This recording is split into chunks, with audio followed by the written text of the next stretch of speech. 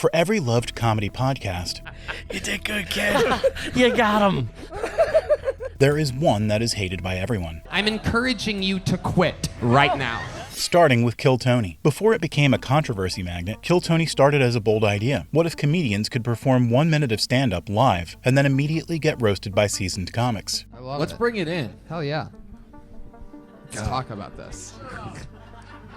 Wait, do all of us have to take our shirt off, or can we do like a shirt off, pants off, hat off type of thing? It's gonna get creepy. Let's touch ends of the mic, but we can't untouch it the whole interview. Created by Tony Hinchcliffe and Red Band in 2013, the podcast set up shop in the Comedy Store's Belly Room, a sacred space for raw comedy talent. The pitch was simple. The execution, not always so smooth. I'm a better ventriloquist than that f***ing idiot.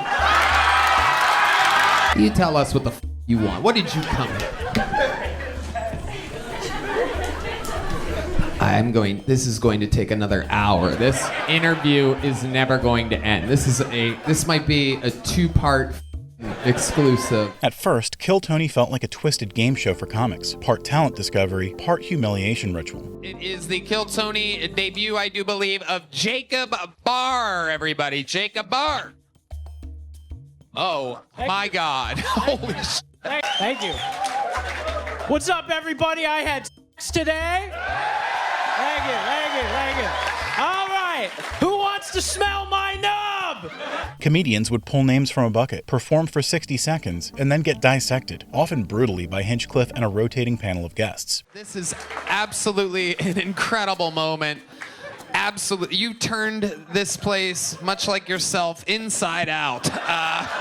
And for a while it worked. Fans loved the unpredictability, the dark humor, and the occasional brilliance that would rise from the chaos. I don't know how they figured it out, but it's a perfect combination of cringe, shame, roasting, and glorious triumph. Lately I've been going to watch clips from this show and end up watching the whole remaining hour. It's also nice because you can just skip the boring stuff and bad interviews. But as the show grew, so did the backlash. You suck, Wayne. How long have you been doing stand-up comedy, Wayne? You're not in the mood? You're blacklisted. Go. Back to obscurity you go. Wow. The audience began to accuse the show of being less about cultivating talent and more about punching down. Tony really quit stand-up to become a full-time heckler. Moments that were framed as honest feedback often veered into mockery, especially when new or vulnerable comics were involved. Hello, AJ. How are you? What the wrong with you? Something. Let's get to it. Are you looking for a job? How are you surviving in Austin, Texas? I don't have a job, and I'm kind of looking for a job. I'm encouraging you to quit right now. The podcast didn't shy away from using personal attacks, awkward silences, or mean-spirited zingers to get laughs. Tapioca. Miscarriage is a very taboo subject. Oh, wait, he's calling in right now. Oh, no, he's with the devil. Oh, no, he's in hell. Oh, no. Many fans began to question whether it was all in good fun or just cruelty with a mic. Tony sucks. I'm surprised that no one has challenged him to do a minute up there and watch as he tragically bombs. If he didn't know Rogan, he'd be broke. Then came Tony Hinchcliffe's own controversy. Where are my proud Latinos at tonight? You guys see what I mean? It's wide open. There's so many of them. It's absolutely incredible. Believe it or not, people, I welcome migrants to the United States of America with open arms. And by open arms, I mean like this. Many viewers saw the joke as reinforcing tired stereotypes rather than offering any clever critique. I don't know if you guys know this, but there's literally a floating island of garbage in the middle of the ocean right now. Yeah. I think it's called Puerto Rico. These lines, meant as edgy humor, were immediately criticized as racially insensitive and dismissive. I don't even get what the joke was supposed to be. He just called Puerto Rico garbage for no payoff? But in the end, the biggest thing floating around wasn't a garbage island. It was Tony's ego. Compared to that, Conan O'Brien Needs a Friend feels like pure serotonin in audio form. When Conan O'Brien left late-night television, many wondered what would come next for the lanky, Harvard-educated comedy nerd who spent decades behind a desk, tossing punchlines at celebrities and absurd characters alike. You also have in your zoo, you have 2 giant pythons. Yeah. These things are very dangerous, are they not? Absolutely. The longest snake species. Do you ever give an answer that's like, or is everything always like, well, how's this? But instead of fading into post-show obscurity, Conan reinvented himself with a microphone. Sunscreen I used as a boy was not nearly up to snuff. And I'm paying for it now by having things removed from my neck. Because that sunscreen was probably the equivalent of an SPF 10, not an SPF 50, which is what I should have had. Conan O'Brien Needs a Friend launched in 2018, not just as another celebrity podcast, but as a vulnerable, often hilarious exploration of connection. What's mean? Oh, the ghost prostitute. Yeah. Oh, right. Okay. Yeah, what if ghosts just hang around and they're, because they can hang around and just watch everything, they're totally just getting off. Right. And they're creeps. We think they're there in this scary way, but it turns out they're just loitering. First of all, they're loitering. They haven't been invited. They're in your personal space. They see everything, and they're like, oh, oh, oh. What followed was podcasting magic. Instead of rehearsing anecdotes or promo sound bites, guests like Paul Rudd. But this is between Ken Croft and Gladys, and this is from our podcast, or Audible podcast. Oh, for Christ's sake. Why? Why? You can't do this on a pod. There he goes, wheelchair. You can't do that on a podcast. That's why I didn't see it coming. And Michelle Obama. It's insanity. Well, this is madness. It makes me think of, the tagline when my husband was president was "Thanks, Obama," right? Right. Anything that happened wrong in the world, it was "Thanks, Obama." Right. My dog died. Thanks, Obama. Showed up with their guards down, probably because Conan himself was doing the same. Hello, my name's Bill Burr, and I feel good about being Conan O'Brien's friend, but I feel this is a little red flag that he might be a little narcissist, that I gotta say why I'm his friend every time. I feel like I've already answered this question. And it wasn't just Conan's guests who shined. The dynamic between Conan and his co-hosts, producer Matt Gorley and assistant Sona Movsesian, became a fan favorite trio. I asked this for a reason, which is that... She knew someone who did it. Who did what? He sniffed seats. How did she find out? She catch that person, or did they confide? They had a camera set up. What? When they left the room. I have 15 questions in a row. And it's not even he dug his nose in. What? Okay. And was just oh. Okay. Their constant teasing, strange digressions, and playful bickering often hijack entire episodes in the best way possible. Fans call the show comedy therapy. Anybody who is going through sadness or grief or depression, not even joking, Conan Remote and podcasts are such a legitimate remedy. While Conan's trying to make friends, Cumtown barely tries to respect its own audience. Launched in 2016, Cumtown was the brainchild of comedians Nick Mullen, Stavros Halkias, and Adam Freeland. And no, the name was never supposed to be subtle. The trio leaned into the shock factor gleefully, avoiding polish or political correctness in favor of sheer absurdity. You ever notice that black people got big lips? Whoa, Jerry. I'm trying to. Jesus Christ. I'm trying to go blue. He's trying Where did to that blue. come from, Jerry? I'm trying a new hour. Folks, it's new. It's new. Some of them aren't gonna be winners. The show didn't follow a structure. No guests, no clear topics. First of all, okay, here's the thing about Forrest Gump I don't get. Is that supposed to have happened? Yes.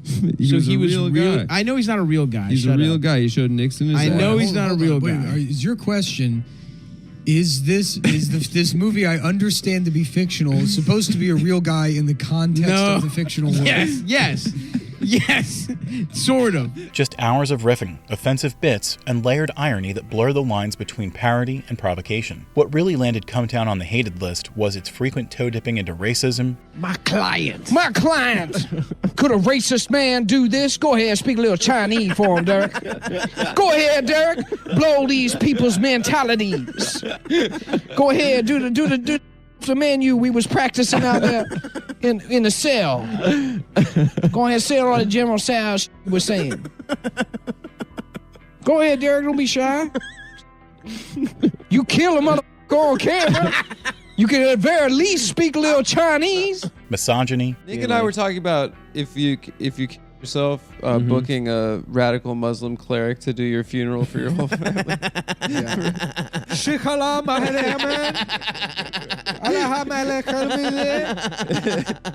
Transphobia. And they take pills while in a skirt, and then they go into the women's bathroom. You know, and so they have a really hard, and they're dressed like, and basically this is Jack. And we're setting back the trans movement. This is Jack. Years, and this is get trans people in trouble. This is do what Republicans claim trans people actually do. Bam Margera kick flipping into a woman's bathroom. With his out. Yeah, I'm a girl. Yeah, I'm a girl trying to use the ladies' pot. All defended by the claim that it's just a joke. Stavros Halkias eventually left in 2022, and after that, the podcast tone grew weirder and more fragmented. But yeah, dude, the show was fun for a while, and then, you know, I was like, damn, am I going to be the Cumtown guy when I'm 40? Oh, yeah. You know? To its credit, Cumtown never claimed to be anything more than what it was, a chaotic sandbox for three guys with mics. Now let's cleanse our ears with Bad Friends, a podcast that mixes roasting with real friendship and ridiculous honesty. Sometimes great comedy isn't about perfectly timed jokes or deep political takes, it's about chemistry. And Bad Friends is the kind of chaos that only happens when two completely different personalities collide and somehow make it work. Animal in Chicago, the grizzly animal. In Chicago? Yeah, your mom.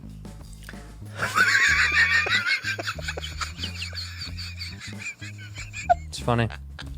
That grizzly animal. Don't talk about my mother. Well, it's just a joke. Relax. Yeah, my mother's very pretty. She's a beautiful woman. Unlike your cross-eyed mother. Well, you don't have to. I'm not Bobby Mother.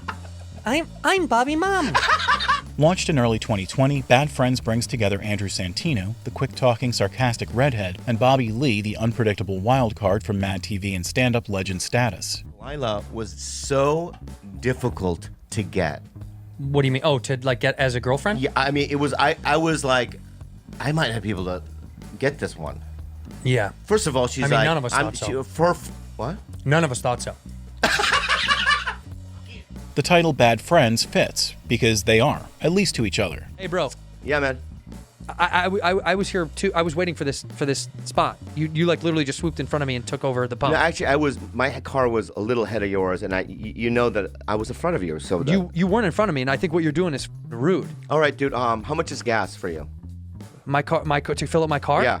It's about $285. Here you go. What makes Bad Friends a fan favorite is that it doesn't pretend to be anything other than what it is. Two friends roasting each other, reliving absurd life stories, and occasionally going full chaos. There's no pretense, no fake podcast radio voice, just raw banter that's as silly as it is oddly sincere. Have you gone anywhere and done anything? No, you just don't grow eyebrows.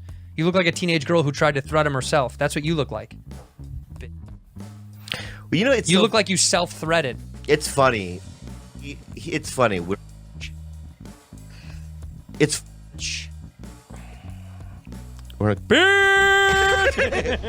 The podcast gained popularity fast, especially during the pandemic, when people craved something familiar, stupid, and unfiltered. Very funny. I love the dynamic between Bobby and Santino. Their friendship always shows through, even during the most real friction that pops up among the playful stuff. What really holds it together is Bobby's open wound honesty and openness that oozes out like pus. Yeah, Bad Friends is like draining an infected wound, and instead of yellow-green pus, we get oozing funny. While Bad Friends feels like bonding, this next podcast often feels like a boomer yelling at clouds. Before podcasting was mainstream, Adam Carolla was already there, mic in hand, opinions ready, and absolutely no filter in sight.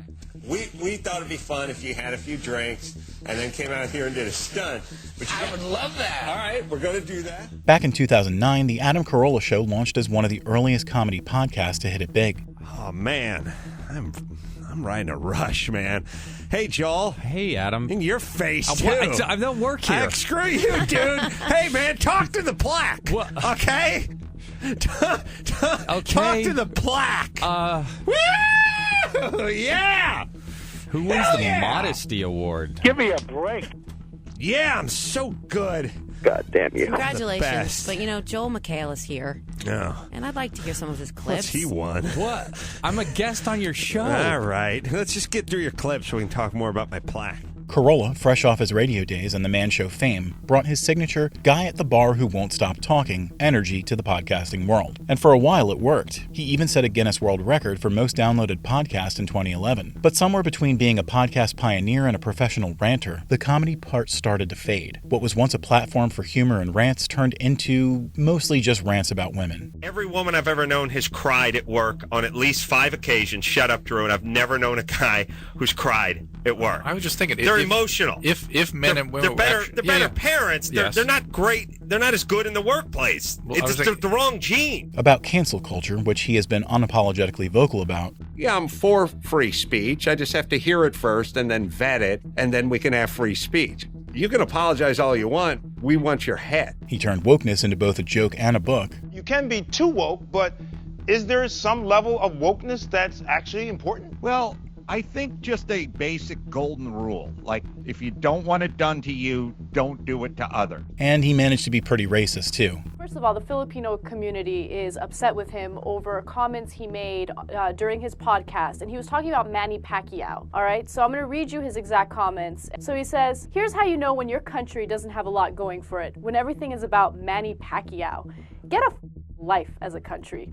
All you got is just an illiterate guy who happens to smash other guys in the head better than other people. Really, you want some guy with brain damage running your country? Why don't you get your shit together? Instead of adapting to comedy's evolution, Carolla doubled down on being the I say what I want guy. I'm 6'2". I'm sitting on the seat. This guy's 6'2", and he's standing there. His crack is 9 inches from my face. Right. Carolla's fan base tried to remain loyal, but critics have increasingly questioned whether the show still counts as comedy. Adam Carolla. I was a pretty frequent listener in the early days, and it wasn't bad. Then he fired Allison Rosen out of the blue, and I quickly realized she was the only thing holding that show together. Haven't listened to an episode for well over a decade. Everything is either political or an unoriginal rehash of something older. With Maron retiring and Rogan and Carolla completely unrecognizable and ruined by politics, it really feels like the end of an era in podcasting. Next up, Are You Garbage? Is a show that couldn't be more different, lighthearted, nostalgic, and intentionally absurd. Before podcasting, H. Foley and Kevin Ryan were just two stand-up comics grinding away in the New York circuit. Don't think fat people don't know. We see you looking at us when we get on the airplane.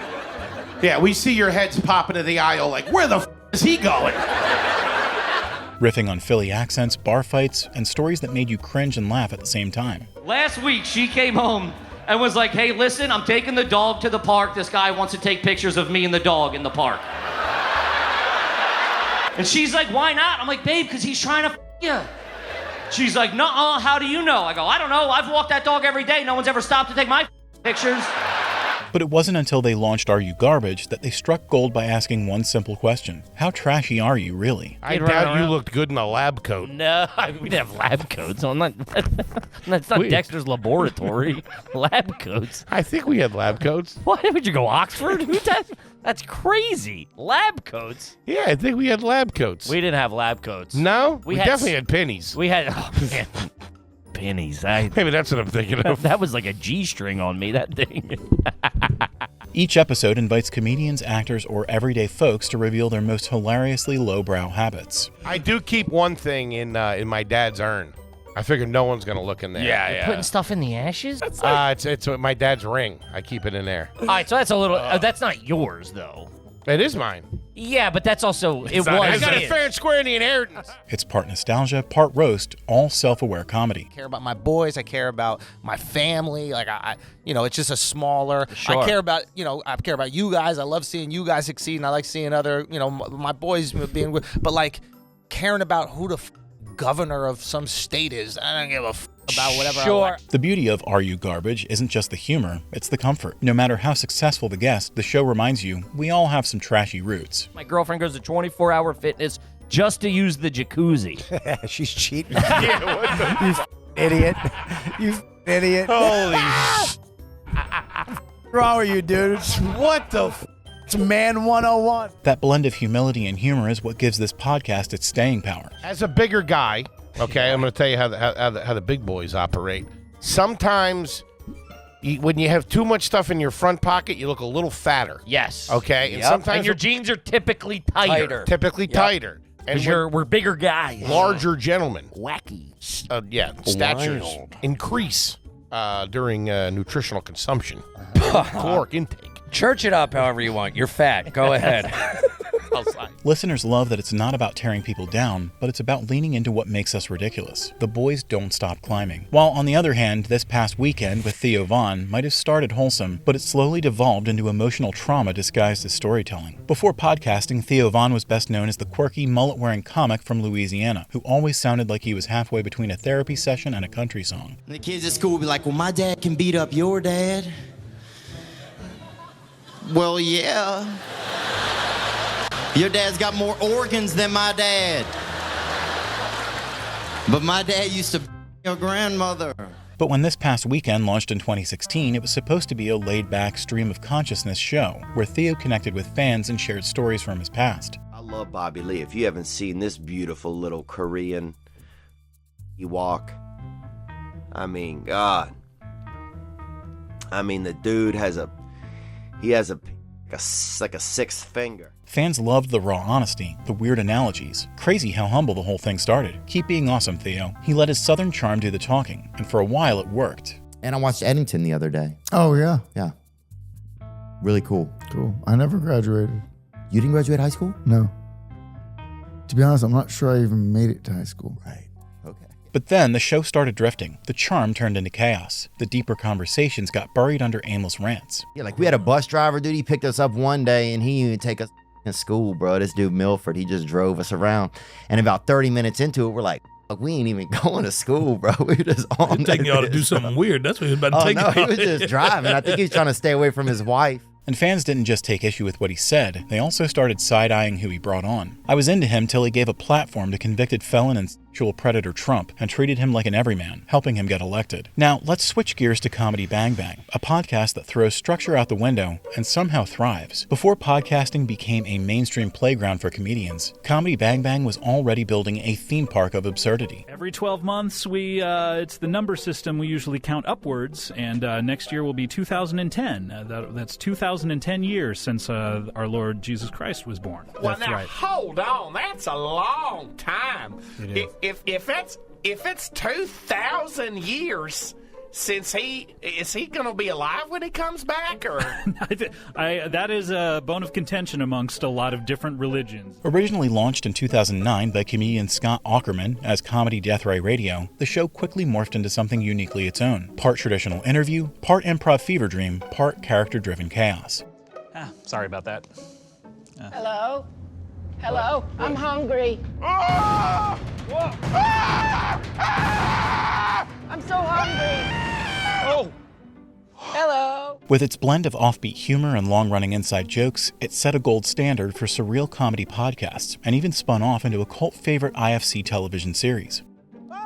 Graveyard. Oh, Graveyard. Oh, look out. Oh, hello. Hello. How do you do? Hi there. Mr. Stillwater. Yeah, We can all sit right. down. Safe to sit Oh, down. we've got an ear out for crime. Welcome to the show. It's so nice to meet you. Thanks for having me here. I hate to correct you. Okay. I'm not an amateur crime fighter. I'm a vigilante. Aukerman doesn't just host the show. He curates a bizarre universe where celebrities play themselves or someone else entirely. You never really know who's talking or whether they're real. I did my hair. I got a haircut. Okay, well, I wouldn't want a haircut to go to waste. Wasn't that funny? Please, wasn't that funny either. I had gotten a haircut, and then he said, "We don't want a haircut on the way." Because I had just gotten one, and it would have been a waste. He's a very funny man. The improvisational style became a magnet for comedy nerds. Guests like Paul F. Tompkins, Lauren Lapkus, and Nick Kroll regularly appear as completely unhinged characters. Hey, the Gate Falls is here. I'm Scott Oxford. I'm Michael. Hi. So nice to meet you. But the magic lies in the unscripted weirdness that somehow always lands a punchline. Welcome to the show. It's so great to see you again. Obviously, I see you every day. What's that now? It's so great to see you as well. You're gonna have to speak up a little bit if you're on television. I was trying to speak so that you could continue speaking, but I wouldn't have to stop what I was going to say. Oh, okay. Well, I can continue speaking if you like. Okay, I can speaking as well, and then people will get, twice the show for their money. Difficult for the sound mixer to get through it. 3 times the show for their money. That's amazing. I think the more show people get, the better. Because Reggie, we're having a conversation. I'm sorry. I thought. Okay, that's fine. And Scott's deadpan reaction to the madness unfolding all around him is half the joke. Fans consider it a blueprint for alternative comedy. I started watching the show before I started listening to the podcast, so I like the show and still do. As soon as I started listening to the podcast, I was really, really hooked. I enjoy and pay more attention to the podcast than I do to the show, but I still do enjoy the show.